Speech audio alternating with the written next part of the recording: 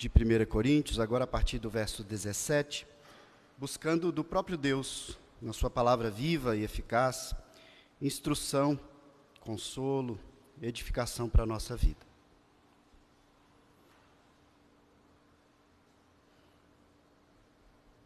Vou ler do verso 17 ao verso 24, e eu peço que você acompanhe com fé, com atenção, a leitura da palavra do nosso Deus, que diz: ande cada um segundo o Senhor lhe tem distribuído, cada um conforme Deus o tem chamado.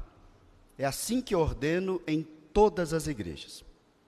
Foi alguém chamado estando circunciso? Não desfaça a circuncisão.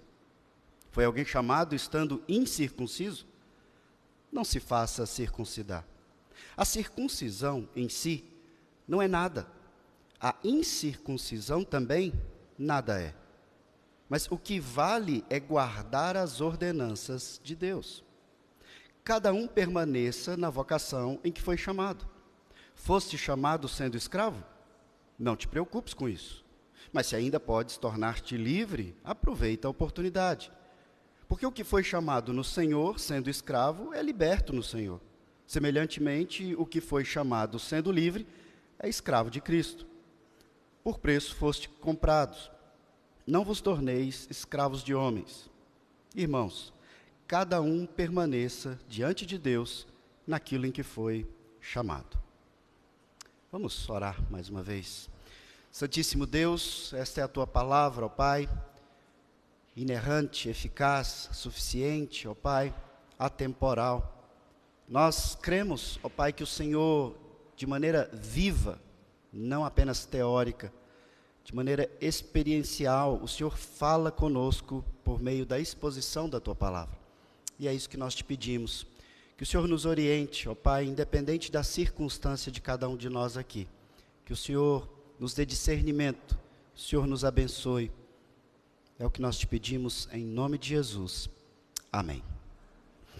Irmãos, buscando resgatar aqui o que nós vimos por último nesse texto, nós estávamos ali buscando entendimento sobre a orientação que o apóstolo Paulo começa a traçar sobre a família, o casamento, a relação entre marido e mulher como algo importantíssimo, e ele argumentou que se um dos cônjuges se converter e o outro não, após o casamento, e ele diz, não se divorcie, procure santificar o seu lar, e nós procuramos entender o princípio que ele estabelece para aplicar na nossa vida, independente da condição de casado, solteiro, no trabalho, a ideia de que nós somos instrumentos de bênção, de santificação uns na vida dos outros, e é esse o princípio que ele estabeleceu. E veja que o apóstolo Paulo ele tem tratado desse princípio desde o início da carta. Ele abordou com os irmãos um problema que existia, algumas facções, preferências, brigas que tinham dentro da igreja, e ele diz, olha, o que nós pregamos aqui é Cristo e este crucificado. E essa mensagem nos mostra que nele nós todos fomos feitos um. Então, independente da sua opinião, da sua preferência, das circunstâncias em que você vive no culto, na igreja, vocês são unidos. Há algo muito mais importante que os une do que esses assuntos periféricos que pode desunir os crentes. Então, ele continua estabelecendo no mesmo princípio, a nossa unidade em Cristo. Então, a partir da unidade em Cristo, que é o que nós vivenciaremos hoje aqui na ceia de forma ímpar, ele diz, com base nessa unidade, no sangue que nos fez um, nós não podemos deixar que estes problemas nos separem, ou nos afastem, ou nos façam sair até mesmo do contexto da igreja. Então ele vai abordando uma série de problemas bem práticos que acontecem na nossa vida, e sempre trazendo para o mesmo princípio: nós estamos unidos eternamente em Cristo. Se somos crentes, se Cristo demonstrou o seu amor, nos chamando à salvação, quem somos nós para condenar o nosso irmão? E então ele começa a expandir isso cada vez mais, até chegar no assunto do casamento. E agora, é como que dando uma pausa, mas não é uma pausa no assunto, eu vou explicar, ele começa a abordar a questão das circunstâncias. Eu digo que não é uma pausa no assunto, porque lá a partir do verso 25, ele começa ele continua a tratar do casamento em uma circunstância extrema. Ele continua falando das nossas relações a partir da relação mais íntima do casamento. O que ele faz aqui do verso 17 até o verso 24 é respaldar aquilo que ele havia afirmado sobre não se divorciar. Ele começa a trazer aplicações que nós, de novo, podemos aplicar a qualquer circunstância nossa. O que ele vai estabelecer aqui é o princípio de que Deus é soberano sobre a nossa circunstância. Veja, vamos tentar entender a partir do casamento. Só um cônjuge converteu? Deus é soberano sobre isso. É porque não chegou o momento do outro ainda. Deus tem propósitos em tudo isso. E ele então começa a nos mostrar essa soberania de Deus, aplicando a qualquer outra circunstância. Você nasceu numa família com um contexto complicado? Deus é soberano sobre isso. Você nasceu numa família rica, abastada? Deus é soberano sobre isso. Você nasceu com uma condição física, com uma doença, com algo que foge ao seu controle? Deus é soberano sobre isso. Então, ele começa a mostrar que Deus tem uma soberania sobre as nossas vidas e nós, então, devemos responder a Deus entendendo isso. E ele parte, então, do seu argumento de um ponto principal que é importante nós observarmos. Veja que no verso 17 ele afirma exatamente isso que eu procurei argumentar. Ele diz: ande cada um segundo o Senhor lhe tem distribuído. Ele confirma ou reafirma isso ainda no verso 17, dizendo: cada um conforme Deus tem chamado. Veja, ele fala de distribuição dada por Deus, que se aplica a qualquer circunstância. Ele fala de chamado. E nós vamos pensar um pouquinho sobre chamado aqui também. No verso 20, ele repete essa ideia, dizendo: cada um permaneça na vocação em que foi chamado. E aí no verso 24, ele repete a mesma ideia: permaneça diante de Deus naquilo que foi chamado. Ou seja, num trecho tão pequeno, ele traz 4 vezes a mesma afirmação. E qual é a afirmação? O apóstolo Paulo, irmãos, inspirado, está nos estabelecendo aqui, a igreja, em todas as épocas, uma regra absoluta, por isso ele repete tantas vezes. E qual é a regra? Do jeito que você está, onde você está, na circunstância que você está, adore ao Senhor. Responda o chamado da salvação nas circunstâncias que você está. Por que o Espírito Santo orientou, inspirou o apóstolo Paulo a abordar sobre esse tema? Porque nós, irmãos, colocamos desculpa naquilo que nós fazemos. Nós deixamos de vir à igreja, deixamos de orar, deixamos de ler, deixamos de cantar, deixamos de viver uma vida que verdadeiramente é um culto a Deus. Por quê? Por causa das circunstâncias. Nós colocamos a culpa na circunstância. Eu não faço isso por causa daquilo. Eu não faço aquilo por causa daquilo outro. E assim nós vamos transferindo a responsabilidade de viver diante de Deus em adoração, culpando Ele mesmo. Porque se Ele é soberano sobre a nossa circunstância, de quem é a culpa de você estar naquela circunstância? Você está dizendo que é dele. Então, veja, essa não é uma atitude inovadora. Quando o Senhor dá ordem a Adão e Eva no jardim, é muito bem claro ali a regra, então eles pecam. Quando o Senhor procura o homem diz: Senhor, a mulher que o Senhor me deste. Quando Adão diz: a culpa é da mulher que o Senhor me deu, Adão está falando: o Senhor errou, o Senhor me deu uma pessoa que me fez pecar. Percebe que essa desculpa é antiga? E Deus, Ele nos chama a viver debaixo dessa soberania dele, mas ele nos dá uma responsabilidade. Adão não deveria ter caído. Eva não deveria ter caído. Eu e você não deveríamos cair. Ele é soberano? Sim, sobre as circunstâncias, e Ele nos coloca em circunstâncias, muitas vezes difíceis, para que nós respondamos. É responsabilidade. Quando aqui os pais orientam seus filhos, criaram seus filhos, procuraram estabelecer, ensinar aos filhos, filho, você tem que ter responsabilidade sobre isso. E Deus está olhando para nós e dizendo, vocês têm que ter responsabilidade, porque eu chamei vocês para viver dessa forma, no contexto que você está. Pensando aqui na aplicação que ele faz no texto, ele nos dá 2 exemplos. Ele fala da questão da circuncisão, é um assunto que ele aborda muito na carta aos Gálatas, e ele fala também de escravidão. Ele traz, irmãos, aqui, pode parecer um exemplo qualquer, mas são exemplos muito importantes, porque era algo fundamental para aquela sociedade naquele contexto. Então ele traz exemplos dizendo sobre quem não é circuncidado, ou quem é, dizendo, não é isso que vai te salvar. É a sua responsabilidade diante de Deus. Você é circunciso? Ok, adore ao Senhor. Você é incircunciso? Ok, adore ao Senhor.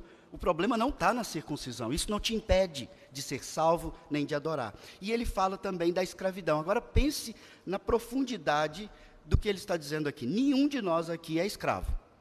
Nenhum de nós consegue imaginar o que seria uma escravidão. Mas naquela época era algo comum. E Paulo aqui não está apoiando, dizendo que é bom, que é agradável, não. Ele está apenas tratando de algo que normalmente acontecia, que era a escravidão. Escravidão lá era ocasionada por diversas circunstâncias. Podia ser um escravo de guerra, podia ser alguém completamente pobre, endividado, que se vende para pagar as dívidas, se tornando escravo, e vários outros contextos. Filhos de escravos, naturalmente, eram escravos. E um filho de escravo podia dizer, mas é injusto, porque meu pai que era escravo, não sou eu. É assim que funciona esse mundo caído. E Paulo diz, olha, você é escravo? Porque o escravo podia dizer, olha, eu não vou adorar o Senhor, minha vida é sofrimento. Eu não tenho liberdade, a liberdade fundamental eu não tenho. Eu tenho um dono, e eu preciso fazer absolutamente tudo que o meu senhor, no caso ali o senhorio do escravo, o que o meu senhor manda. Então, ele não adora a Deus, não tem como eu adorar. E Paulo pega esse exemplo tão duro, tão difícil, e diz, é assim que você vai adorar. Se você tiver a oportunidade de se tornar livre, ele diz ao escravo, corra atrás disso. Então, aqui ele coloca um outro princípio para nós pensarmos. E aqui eu vou trazer para o nosso contexto pós-moderno, né, já que não somos escravos, apenas como aplicação. Nós, muitas vezes, sofremos na nossa vida conjugal, na criação de filhos, até mesmo no contexto de igreja, gostaríamos de dizimar mais, ofertar mais, mas nós temos um emprego que às vezes não nos dá a condição que nós gostaríamos. Um emprego que paga mal. E então a gente começa a ficar entristecido, começa a brigar entre marido e mulher, com filhos, começa a não dizimar, começa a não participar das ofertas. Por quê? Porque eu ganho pouco. Eu ganho extremamente pouco. E aí a gente começa a argumentar, olha, eu vivo num país extremamente corrupto. Os políticos não revertem os tributos, os impostos, em benefícios para a sociedade. É verdade. E há muita corrupção, eu trabalho somente para pagar impostos, eu não consigo comprar um carro, eu não consigo isso, aquilo outro, e a gente começa a afundar nesse raciocínio. E o apóstolo Paulo fala que, para nós, falando da escravidão, você foi chamado nessa condição? Adore ao Senhor nessa condição. Mas se você tiver a oportunidade de melhorar a sua condição, corra atrás dela. E aí entra algo que acontece com o crente. Eu entendo, às vezes, que Deus é soberano, e aí então eu tenho uma condição de vida. E aí eu me acomodo, colocando a culpa, ou usando a desculpa de que Deus é soberano. Se eu tenho um emprego ruim, eu vou morrer nesse emprego ruim, porque foi o que Deus me deu. Não, corre atrás. Estuda, se profissionaliza, faça contatos, procure a melhoria. Mas sem uma revolta ou com descontentamento no coração. Adore ao Senhor na condição que você está e, tendo oportunidade, corra atrás de uma vida melhor. E aqui nós podemos aplicar esse princípio a várias circunstâncias, vários contextos. Casamento. Senhor, a mulher que o Senhor me deu, ela tem uma personalidade difícil. Ela não muda. Ela não vai mudar. Tenta. Adore ao Senhor nessas circunstâncias e promova a mudança. Talvez você não consiga, de fato, mudar algumas coisas, mas você pode, sim, santificar, influenciar, ajudar. E como que você vai fazer isso? Eu digo aqui para várias pessoas que nós temos a oportunidade de conversar em aconselhamento. Irmãos, o meio fundamental, o meio principal, o meio que Deus escolheu para transformar as nossas vidas é por meio da leitura. E eu sei que a grande maioria de nós tem dificuldade de leitura. Não digo dificuldade por não saber, eu digo não tem hábito de leitura, nós não temos costume. E essa questão ela foi piorando com a modernidade e pós-modernidade, porque agora nós nos tornamos muito mais passivos. Veja, quando eu digo passivo, é que quando você assiste um filme, você apenas senta na frente da televisão e toda a informação vem, você está parado. Muitas vezes até conseguindo pensar em outras coisas, apenas ali recebendo, e você tem uma absorção ali do que está acontecendo. E assim, livros, audiolivros e outras formas têm sido usadas. E nós vamos entrando no mundo da tecnologia, onde nós somos muito passivos. E a leitura, ela não é tão passiva assim. Você tem um texto e você precisa se dedicar a entender, a interpretar, a ler aquele texto. E isso faz com que você use várias áreas do seu cérebro. E Deus escolheu esse meio para se revelar a nós. E entenda, Deus é todo-poderoso. Ele tem um poder que nós não conseguimos medir, mensurar. Ele criou todas essas coisas que nós ficamos pasmos, espantados. Imagine o poder e a criatividade de Deus. Ele poderia ter criado uma outra forma de nos revelar a vontade dele, mas ele escolheu o texto. Ele escolheu a palavra. Então, se você quer mudar de vida, você tem oportunidade, é esse o meio. Tanto do estudo das Escrituras, propriamente dito, como estudo das mais diversas áreas. Você quer tornar-se um profissional melhor? Então estude na sua área. Você quer qualificar o seu casamento? Então estude sobre relacionamento humano, sobre resolução de conflitos, sobre matrimônio.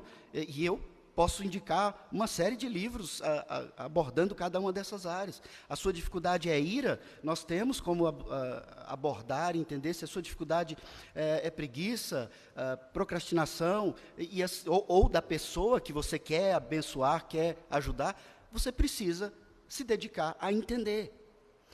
Nós fazemos muitas vezes como Adão, nos acomodamos, sentamos no sofá, especialmente nós homens, e deixamos as nossas mulheres ali, naquela luta cheia de sobrecarga, e nós ficamos passivos. E então, quando acontece algo, nós falamos, mas é a circunstância que Deus me deu. Veja, Paulo deixa muito claro aqui para nós, não se revolte sobre a sua circunstância, adore ao Senhor. Se você está casado, seu casamento está difícil, adore ao Senhor. Se você é viúvo, é muito difícil ficar viúvo, adore ao Senhor. Se você é solteiro, e aí você tem toda uma série de desculpas para justificar o seu pecado, ele está dizendo, adore ao Senhor, sendo você solteiro. E você é circunciso, incircunciso, escravo. Percebe? Ele coloca aqui para nós apenas alguns exemplos para que nós façamos aplicação a todas as áreas da nossa vida. O grande problema é que nós somos acomodados e, como presbiterianos que somos, de maneira pecaminosa, errada, nós confiamos numa verdade absoluta de que nós não perdemos a salvação, então nós nos acomodamos. Eu não vou perder a salvação mesmo, vou para o céu, então vou ficar de boa. Você é um crente bem passivo. Eu não vou promover as coisas, eu não vou correr atrás, eu não vou estudar, eu não vou procurar melhorar. Eu quero fazer uma aplicação aqui muito clara para o contexto geral da igreja. Veja, Como pastor da igreja, constantemente, e eu não estou reclamando, faz parte, constantemente eu escuto críticas sobre a nossa igreja. Os defeitos da igreja, os problemas da igreja, coisas que deveriam ser melhores. Ok, eu concordo com grande parte dessas críticas, grande parte, não todas.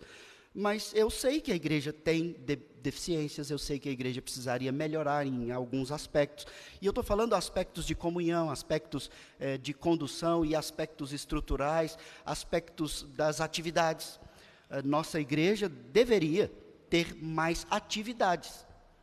Acampamentos, atividades com os casais, atividades com os jovens, atividades com a terceira idade. Veja, não estou pregando aqui o ativismo, mas nós devíamos ter mais interação, para que a gente vivesse melhor, como a Bíblia diz, somos unidos, é o que Paulo está falando, nós somos irmãos. Essa relação ela é mais importante do que qualquer relação sanguínea, ou de amizade que você tem fora do corpo de Cristo, entenda isso. A relação com irmãos é a relação mais importante da sua vida, só que nós não vivenciamos isso, então a igreja seria esse meio, e quem identificou esse problema na nossa igreja, eu estou aqui, eu concordo com você. Mas o que você está fazendo para mudar isso? Você é parte desse corpo. Não é porque, e eu escrevi sobre isso bastante, pesquisei e escrevi essa semana, sobre algo que acontece no contexto de igreja, quando você tem um pastor que é remunerado. Como no meu caso, como no caso do reverendo Zé Maria, reverendo Simonton, nós recebemos um salário, e esse salário é proveniente dos dízimos que vocês trazem. E então, qual é o raciocínio imediato? Eu estou pagando ele, é ele que faz.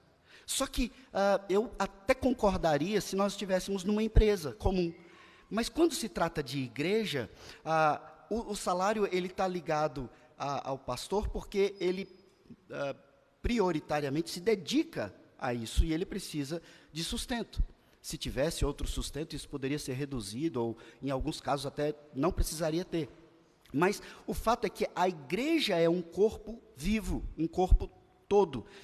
O apóstolo Paulo vai explicar isso mais adiante, ainda nessa carta de Coríntios, e nós vamos pensar nisso. Então, quando nós vemos os problemas na igreja, nós precisamos chegar não só com a crítica, mas com a crítica e uma ideia, talvez a solução, se colocando como alguém que vai lutar por essa transformação. Eu estou apenas fazendo uma aplicação aqui no nosso contexto de algo que eu acho que é importante. Quando ele diz, você é escravo, adore o Senhor, mas se você tem oportunidade, não fica só reclamando que você é escravo, criticando, meu Deus, essa vida de escravo é difícil demais. É muito difícil. Existia naquela época formas de você se libertar. Talvez pagando, trabalhando de alguma outra maneira remunerada, e ali você tinha sua carta de alforria. E ele coloca uma situação que é extremamente difícil de mudar. Então, imagine na sua vida pessoal, nos seus relacionamentos, sua vida profissional e na sua vida na igreja. Agora, muitas vezes, o que muitos crentes fazem? Eles mudam de igreja. À medida que você tem filhos, e aí você fala, na Central não tem um departamento infantil forte. Com essa construção aí, a gente não vai ter as salas, e as outras igrejas têm tanta coisa, e é melhor a gente mudar de igreja. E assim, se critica a equipe de músicos, se critica a forma como foi conduzida a obra, se critica todo esse nosso contexto, onde existe realmente falhas. Mas o que você, como crente, como parte fundamental desse corpo, está fazendo para mudar isso? Deus te chama, e aqui entra a explicação sobre chamado.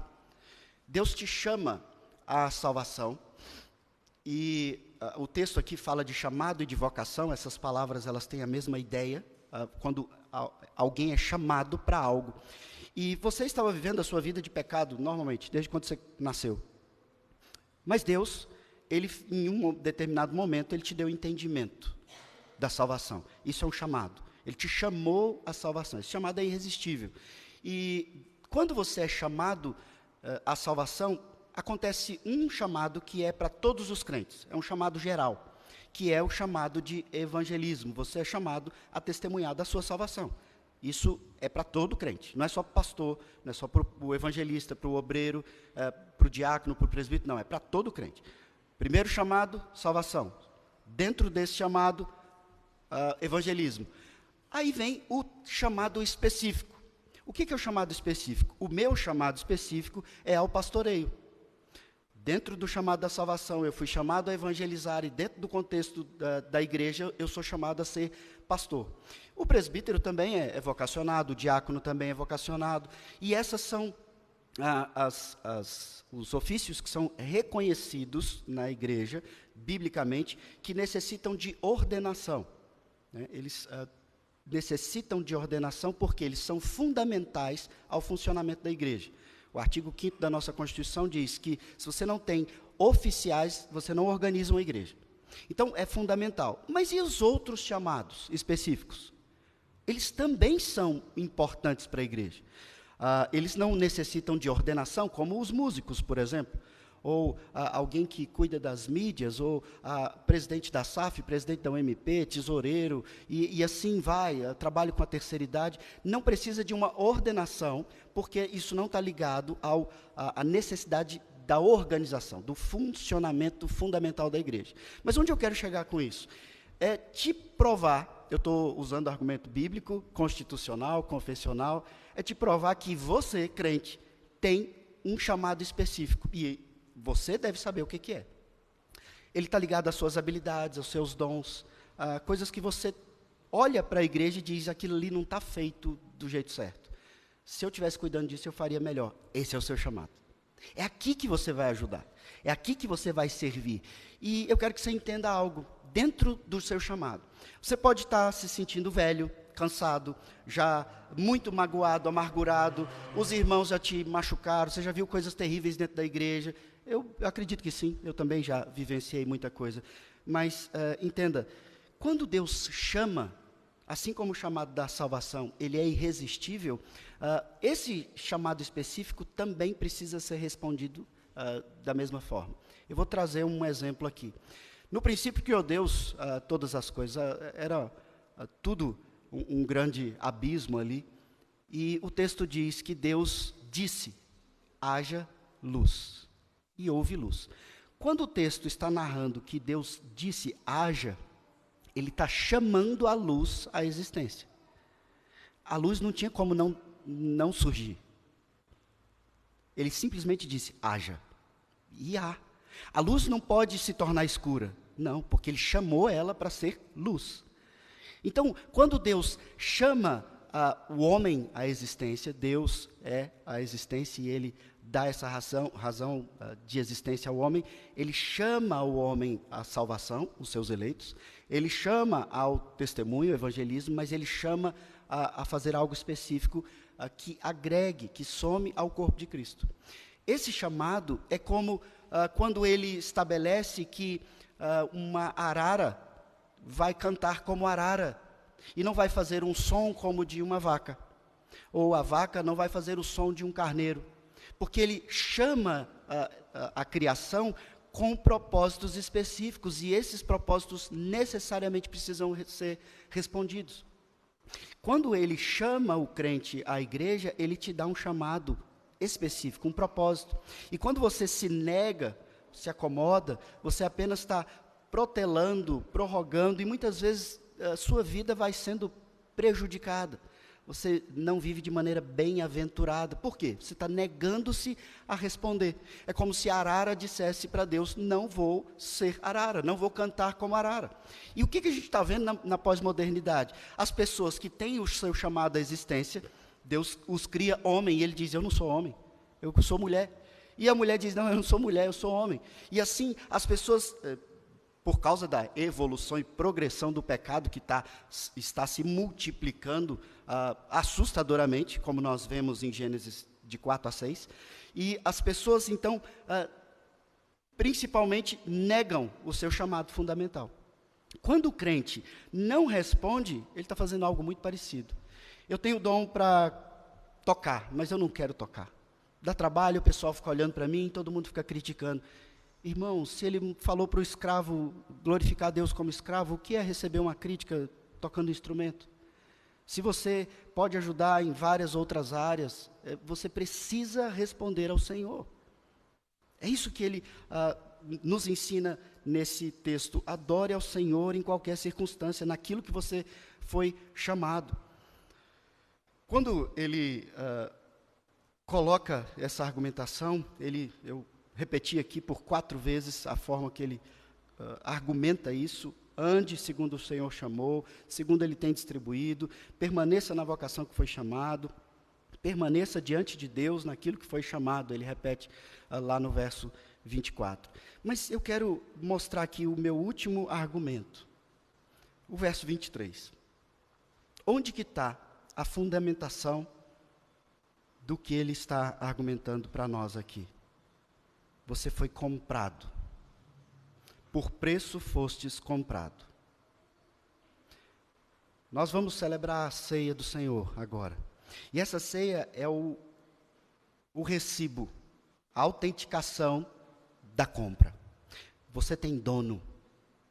Então, quando Paulo fala do escravo no contexto da sociedade, ele pega essa argumentação dele e traz para o contexto de Cristo, dizendo: você é escravo de Cristo, para viver uma vida bem-aventurada. E nessa vida bem-aventurada, a escravidão de Cristo, ela é libertadora. Veja como é difícil para quem não é crente entender isso. É porque ele está dizendo que você era escravo do pecado e você foi liberto.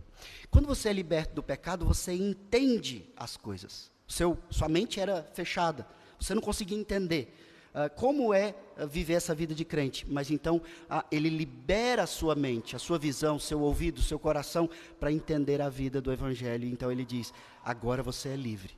Mas sendo livre, você tem um Senhor, e o seu Senhor é Cristo. Então adore a Cristo nas circunstâncias em que você está.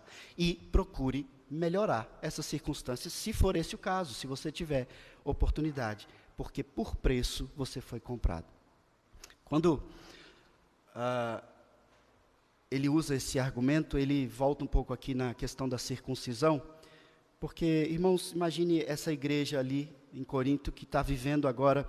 Você tem gentios, você tem judeus convertidos, você tem uma série de etnias, de culturas, e para o judeu, se você não é circuncidado, você não é salvo, porque aquele era um sinal da aliança lá de Gênesis 17, e de fato, isso foi estabelecido na lei. Mas quando Cristo vem, ele é a realidade de todas as sombras do Antigo Testamento, de tudo que apontava para ele.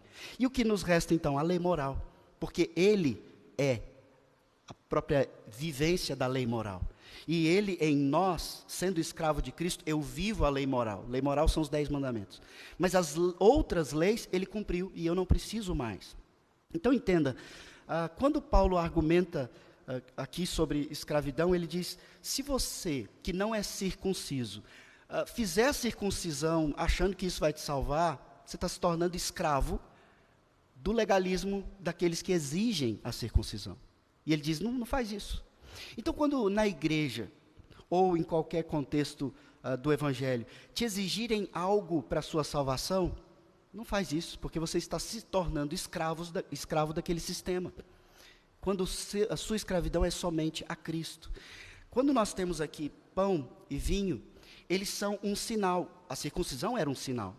Mas esse sinal aqui, ele não é maior do que a realidade experimentada nele. O pão é só pão, o vinho é só vinho. Mas Cristo os utiliza espiritualmente para comunicar a realidade que eles apontam. Mas não são eles, fundamentalmente, que te fortalecem, que te alimentam, que te sustentam.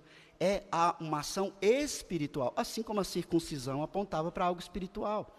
E aqueles que eram já circuncidados, os gentios falavam para os judeus agora convertidos: você vai ter que fazer uma cirurgia para eliminar esse processo de circuncisão. E essa cirurgia existia.